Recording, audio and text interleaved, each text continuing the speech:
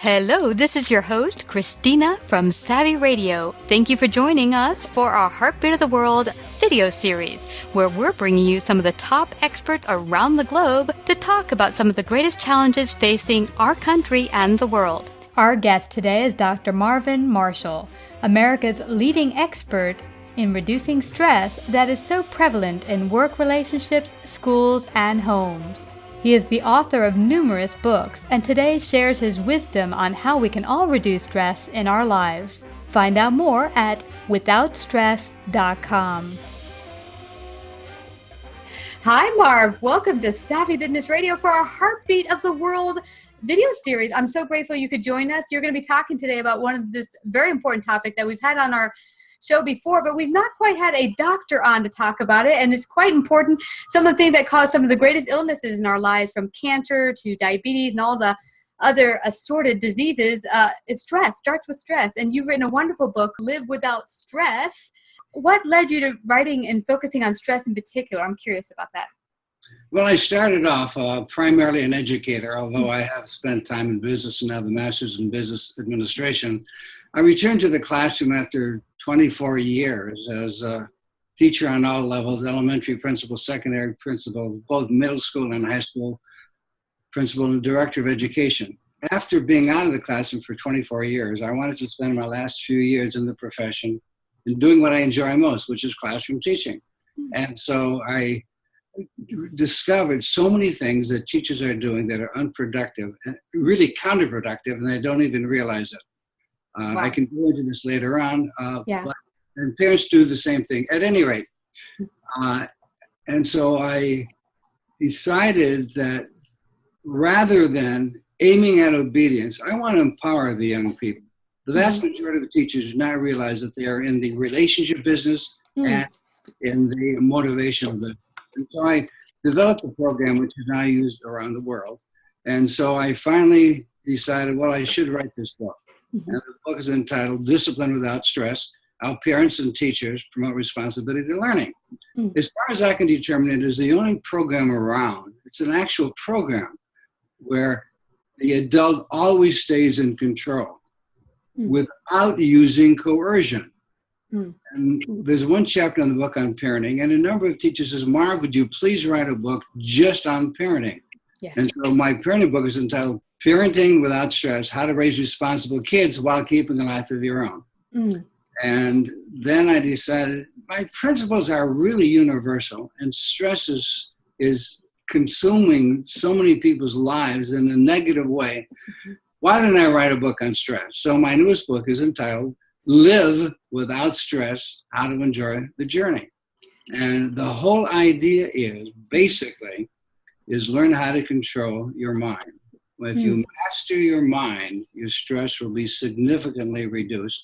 And the 29 chapters in the book give specific suggestions in various situations on how to be in control, never feel that you are a victim, and empower yourself to reduce your own stress. And it's interesting because I would gather that if you're a stressed out mom, part of it's what's going on inside of you, not so much the external. I've seen parents screaming at their kids, losing their mind because of all the stuff on their plate, from having to pay the rent, to go to work and get the kids off to school. And the same goes for the teachers with 30 or odd more kids in the classroom. It's really high stress. And what I took away from your book that I thought was fascinating is I never quite thought about how our perspective really shapes the amount of stress we have in our lives. Share that with us, because I never thought about how I would look at something on the outside in my life, how that could contribute to the stress in my life. Well, it's all basically about being aware of your choices. We're making choices all the time. Choice ends when life ends. And when you become conscious of the choices that you're making and that you have the option, regardless of the situation that you cannot change, regardless of any stimulation that you get, or regardless of any urge, you never have to be a victim because you always have the power to choose your response in any situation. And when you start to think of how you can use your brain to redirect negative thoughts, you're in a whole different ballgame. You know, that's interesting. We had a guest a couple of years ago who got severely burned all over his body, 80%. The person next to him was 85% burned. They were both in the burn ward, but he kept saying, I'm going to beat this. God's going to help me through this. It's, everything, I'm going to get back on top. And he recovered a lot quicker than the guy next to him who ultimately died. And he really feels it was the power of his mind that he really kept positive and focused on the final outcome he wanted, instead of focusing on where he is right now. There's no doubt about it. And you hit the key word. The very first principle I practice, which are universal, is positivity. Henry Ford stated it beautifully. You think you can, you can. If you think you can't, you can't. Either way, you are right. Yeah. So always talk to yourself in an empowering way. The fact of the matter is that people do better when they feel good. People don't do good when they feel bad. So you not only talk to other people if you want to improve your relationships and effectiveness, you not only talk to them in an empowering way, which is quite easy, you also talk to yourself that way. The key is to be kind to yourself. If you're not kind to yourself, chances are you're not going to be kind to others, and you're going to operate in a negative aura, which is totally counterproductive to yourself and with other people. So that's the very first principle to practice. Be positive. Yeah. And what I remember, Marv, is many years ago, I was working in a position I didn't quite like. I felt really a lot of drudgery, and I was talking negatively to myself, but I came in, I felt good meeting up with the girls and having this kind of water cooler negative talk about, oh, this and that, and I hate this and we hate that. And we all felt good because we're all commiserating together. When I started to a couple of years ago, when I got on track finding my greatest passion, which we're doing here right now, I realized, this was not productive to my health and to my well-being. And I actually stopped going to the water cooler. I started to think about what am I thinking every day? Why am I thinking this? And I talked to that a little bit. I think that's hard when you start hanging out with a group of people that really likes commiserating with each other. You kind of keep each other stuck. Well, it's interesting because what you have done is you've stopped being fed by external approaches, external things that people talk about. I think that one of the major contributions that I have given to society is what I refer to as the hierarchy of social development. And the most important thing about it is having people understand the difference between internal and external motivation. Once, especially young people, once you can articulate you're doing something to please somebody else, to get a reward, to please somebody else, rather than doing it because it's the right thing to do, you're in a whole different ballgame. Can I share a quick story about this? Absolutely, go for it. Person went to her car after shopping at the market and realized that she had a lime in her hand that she had not paid for. She didn't no way for 10 cents that she wanted to walk back to the cashier, but she knew the levels of social development, the hierarchy of social and really personal development. She knew it was the right thing to do. And that's what I refer to as level D, doing the right thing, taking the initiative to do the right thing because you know it's the right thing to do. So she walked back to the cashier, that is to the nearest cashier, explained what she had done, and gave the cashier 10 cents. The cashier, of course, thanked her. And then as she wrote to me, she says, Marv, I cannot express to you how I felt doing the right thing simply because it was the right thing to do. Most of us live on a level that I call C, level C, cooperation. We need to live on this level in order to be a member of a successful democratic society. Let me just quickly share with you what the hierarchy is, because it is truly life-changing. Level A is anarchy. Level B is bullying. Level C is cooperating. And level D is democracy. So while we live our lives all the time on these various levels. For example, in anarchy, if you're ever angry at somebody, chances are you're not thinking about the other person. You're rather narcissistic. If you follow the rules of society, you're on level C. But what if you make your own rules? Like if you've ever gone over the speed limit, you've made your own rules of the road. That's level B. Level A and level B are inappropriate and not tolerated. However, the question is, how do you have kids or adults, anyone, move out of level A and B without coercion? And that's what my program does. So level C is external motivation. However, with kids, it's also how to have them do what's right because it's the right thing to do. The vast majority of young people like to be liked more than anything else. So, for example, there's a group of kids who smoke, and the other kid wants to smoke or wants to join the kids who smoke. The biggest factor with the young people is they want to be liked. Well, nobody of the group who smokes goes up to the young kid and says, "You want to join us? Here's a cigarette, smoke it." It doesn't work that way. This kid is going to start smoking to be liked by the other kids. And so he's going to start smoking. That's external motivation. So the critical point is, once young people can articulate the difference between doing it to please other people, to be liked, and doing it because it's the right thing to do, they have a mindset, they have a rubric to make decisions throughout their entire lives. It's critical to understand if you're doing it to please other people or because it's the right thing to do in a democratic society. Wow, that's fascinating. Because I remember in your book you were talking about a husband helping a wife. One where the wife is very naggy. "Oh, come on, help me get in the stuff in the house. Come on, Billy." And he does it begrudgingly because he was kind of pushed into it, forced. And then the other one, she comes home and the husband comes right out and helps her. And that's him doing it from inside, feeling like, this is a good thing to do. My wife is struggling. Let me go get the groceries. One, if I remember correctly, you said it really sticks and, of course, gives you less stress and you desire to do it. It's something not pushed, and it has a long-term effect of people doing it over and over again. Am I correct? Let me give you a suggestion how to always stay in control by way of 2 quick examples. You walk into a store and the salesperson says, "How are you today?" Isn't there a natural tendency to react? Yeah. Second situation, you're involved in a conversation with one other person. And all of a sudden, the second person who's listening asks you a question. Do you continue on a monologue or do you stop and answer the person's question? You answer the question. And here's the point to remember. The person who asks the question controls the conversation. So if you want to be in control, regardless of what the situation, you be the person who asks the question. So if somebody asks you a question, you turn it around. What do you think? What would happen if you did this? The fact of the matter is, we can control other people, but we cannot change them. People change themselves. And the most effective approach is not to use coercion, but to have a procedure. And the procedure is simply ask a question. We'll be back after these messages. Think back to when you started your business. You had a dream. You had boundless passion.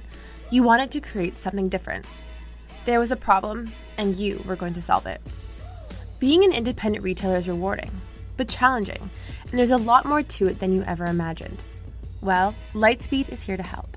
With 45,000 customers around the world, we've helped countless entrepreneurs nail the business side of retail so they can spend time doing what they're passionate about. Join us for a 6-week speaker series featuring a curated panel of experts that will answer some of retail's toughest questions and give you the edge you need to stay competitive. You have a passion, and we have a passion for technology inspired by you. Visit lightspeedhq.com/speaker-series to learn more. Yeah. Such as, let's assume the wife is really angry, or it could be a kid, and anybody. Here's the question to ask. Are you angry at me or the situation? And what you have done is prompted the person to reflect. And it's the surest way to change a person, to have the person want to change. It is through this reflection process. And when you ask this question, you have literally redirected the person's thinking. And the response will be, well, I guess I'm just angry and I'm taking it out on you. Parents should never take anything that a kid says negatively. I don't love you anymore. The kid is frustrated. How do you change it? Yeah. The only way to change it, if you'd like me to share this with you, is to change what you think. Quick example to have this stick in your mind. As an elementary principal for 7 years, one day the kindergarten teacher called, and she had a youngster who she was not successful in stopping crying. And so I reached into my bag of tricks, pulled out a stethoscope, went to the kindergarten room, saw the kid who was still crying, leaned or knelt down, looked at him eye to eye, put the ends of the stethoscope in my ear, or the ear parts, and then I put the end on his heart in 3 locations, and I proclaimed him healthy. He immediately stopped crying. Now, what did I do? I simply redirected his attention. The fact of the way the body and brain operate is you will see something, or you will hear something, or you'll think of something, and it automatically prompts a reflection or a feeling. First comes the cognition, then the feeling. You should never tell somebody you shouldn't feel that way. You can't stop the emotion. The only way that you can change an emotion is to change the thinking. So if you pivot, if you redirect your thinking, the emotion automatically follows. Don't try to change an emotion directly. Redirect your thinking, because emotion always follows cognition. I love that. I recall many years ago, my Brian, my boyfriend, he was feeling sick, and I kept saying, "You're healthy. You're healthy." Kids, he said, he kept saying, "I'm sick. I'm sick." I said, "No, you're healthy." And then he's like, "I am healthy." But so I get what you say there, that you're focusing on where you want to be, and you're focusing on the positive, and not that where you are right now, stuck in the drudgery of I'm sick right now with the flu or something. Right. Yeah. And to redirect the person's attention by the questions that you ask. Awesome. Now, it seems like a really hard thing to do, because I've met people who kind of choose to stay in that kind of negative state. And really, I think the only thing you could do there is not help them by joining in kind of maybe the complaining bit. What would you say to someone, like, say it's your mom and she's always complaining about everything in life? It's just horrible. How do you keep her? Yeah, I guess redirection is one thing, but she just wants to just keep talking about the negative. What would you do in that case? Let me give the answer by way of an example. Great. A friend of mine, a mother was in the hospital, and she wanted to go home, but she would not undergo any of the therapy that was offered to her. And so Darlene simply said, really asked, "Mom, what do you want to do?" And her mother says, "I want to go home." And then again, a question, "How are you going to do that?" And her mother said, "Well, I guess I better do the therapy." But she did, and she got home pretty rapidly. So again, it comes back to some simple ideas. You want to be in control, you ask the question, and that's a skill anybody can learn. Yeah. Like, if you wouldn't fail, what would you do? On a scale of 1 to 10, how would you rate your efforts? It is the reflection that the person will go through by the questions that you ask, because the key is asking reflective questions, and anybody can do it. Yeah. And as far as someone not being there to be your mirror, perhaps, I found for me early on, I was a number of years ago having problems with finances. So I kept saying, "Oh, I'm broke, but I'm going to get better at this. I'm going to reduce my debts and stuff like that." And my friend said, "Well, you keep saying debts, which signifies that you're in the hole negatively, which is good to look at where you're at for fine. But recall that you constantly bring up the debts and being broke. So you're constantly reaffirming for yourself that's where you are. Maybe you want to put forth that I am really good with finances, and instead of saying debt and broke, use different language. Talk about how important language is in really changing your frame and your thoughts." Well, you just gave a perfect example of it. If your self-talk was, "How can I get out of debt? What can I do?" Let me give you the opening paragraph of one of my books, the very first book I wrote. "Life is a conversation. Interestingly, the most influential person we talk about all day is ourselves. And what we tell ourselves has a direct bearing on our performance, our influence, and our own effectiveness. Basically, our self-talk creates our reality. And it does. We go through experiences, things we see, things that we hear, and we create our own filters. if a person is cognizant of their own self-talk, what they are saying to themselves, they have made the first step in changing any kind of negative behavior. Mm-hmm. Yeah. The second point, by the way, if I can continue for a moment, is you always have a choice. You never have to be a victim. So what are some of the questions that you can ask yourself? And then the third one is to understand that if there's going to be any change on the other person, it's going to start with you by way of example. Yeah. You can control someone else, but you cannot change anybody. The only person you can change is yourself. And if you realize that, then the first question comes to mind is, well, what can I do? And I'm suggesting it's never going to be through coercion. You cannot coerce people into changing their minds. The way to do it is to have a combination whereby you are helping the person help the person help him or herself. And again, I'm going back to the same idea, the questions that you ask. Yeah. What can you do? Yeah. And I love that. And I recall for myself, not only asking better questions, more productive, positive-minded questions of where you want to end up, not where you are now, not focusing on if things are negative, if you're sick, or if you're in a bad situation, but focusing on where you want to be and looking for being a positive state of mind. What I found helped me, and you talked about this in your book, is visualization. How is it important to visualize where you want to be to eliminate stress? How does that work? It works because of the way the body operates. Again, by way of an example, think of the last time you dreamt. Not that you remember your dream, but chances are you did not think in words. You didn't think in syllables. You thought in visions, in illusions, in pictures. That's how the human brain operates. We think in pictures. We remember in pictures. So if you say to a young kid, don't run down the hall, the kid is not going to remember don't. The last thing he remembers is run down the hall. That's not what you want the kid to do. So you always talk to people what you want them to do, not what you don't want them to do. The brain looks for novelty and imagine things just by the words we say. For example, for just a moment, think of any small pet except a white kitten with a red bow around its neck. Think of any color but blue.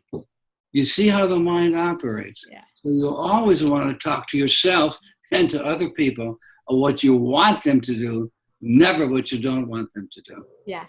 Yes. And your book also talks on thing that doesn't get touched a lot when it comes to stress, and that is how important sleep is and nurturing yourself, good nutrition and such, and laughter. I think we forget about that a lot, but sleep is a really big one for Americans, I think. I myself have a big problem with remembering to get into bed early enough so I get enough sleep. Why is that really a big proponent of stress? Well, if you don't get enough sleep, you're depriving yourself of good health. Now, of course, it depends on your own anatomy. There are some people like the current president of the United States, Donald Trump, who doesn't require a lot of sleep. I knew a very close friend of mine who only required 3 to 4 hours sleep a night. However, most people need between 7 and 9 hours. Now, you can function with less than that. Of course, I did it for years and years. Now that I'm a little bit older, I'm enjoying my sleep more. And I get about 8 hours sleep every night, and I function better that way. Yeah. However, you can also function with less hours sleep, as long as your body can attune to it.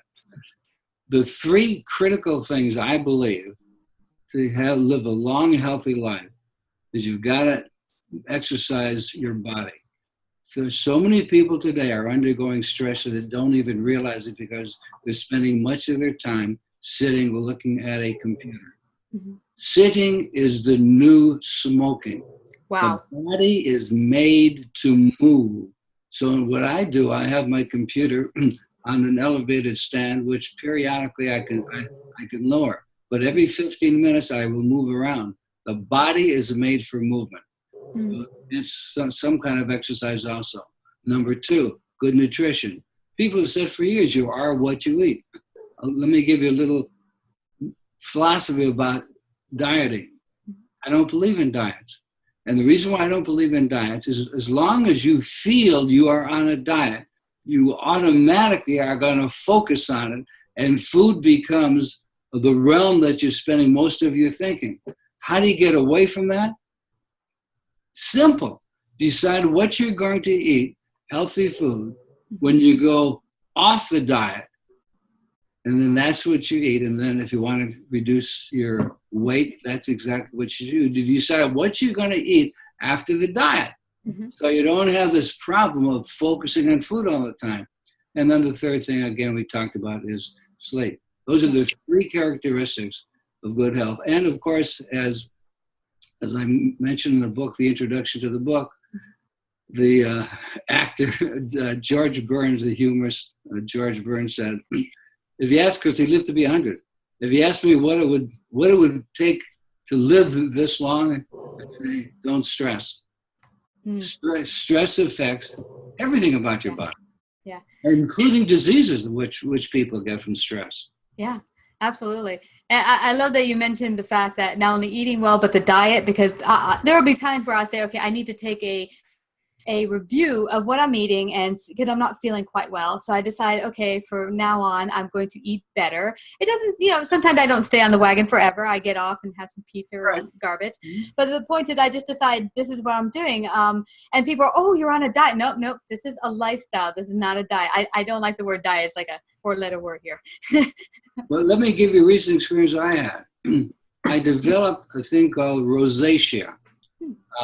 Perhaps best shown by W.C. Fields. If you remember the comedian W.C. Fields, he had red cheeks and a bulbous nose.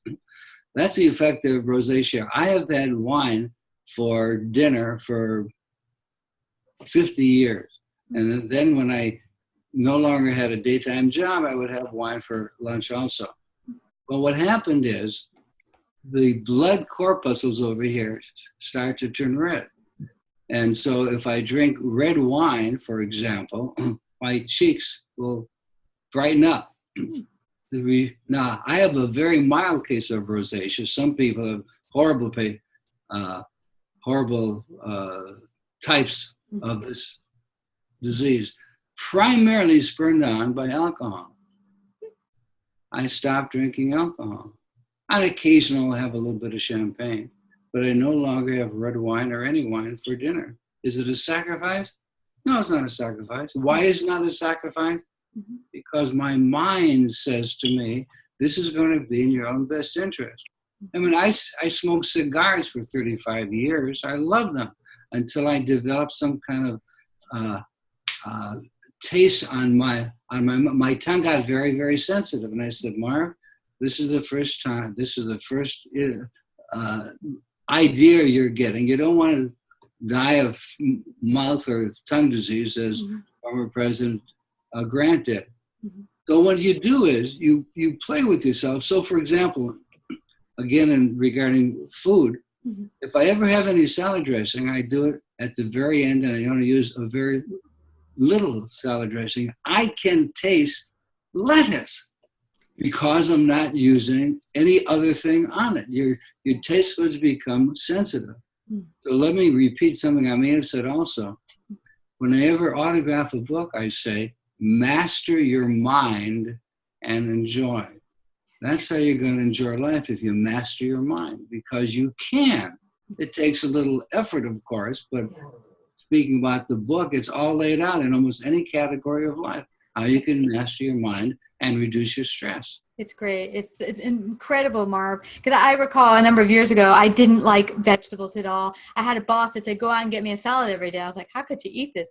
This is a side thing. This isn't what you eat for a meal.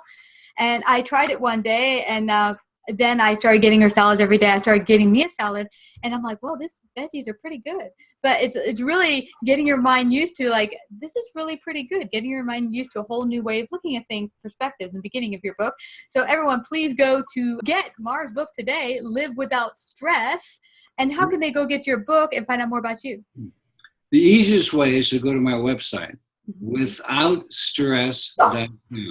Withoutstress.com. There's free information there on how to live more effectively and how to enjoy yourself more. There's information for teachers. There's information for parents. It's all free. If you want to see some of the products, then you go to the shop. But the website is withoutstress.com. Wow, fabulous. Well, I want to thank you, Dr. Marv, again for coming to share your great wisdom today on Savvy Business Radio. Thank you so much. My pleasure. Thank you very much, Christina. After 5 years of creating exciting business content with amazing businesses from around the world, Savvy is now creating a new video series entitled Heartbeat of the World. This series will feature experts from around the globe. We will highlight and discuss some of the greatest challenges facing the U.S. and the world. Co-create with us and find out more at bit.ly/savvypatron.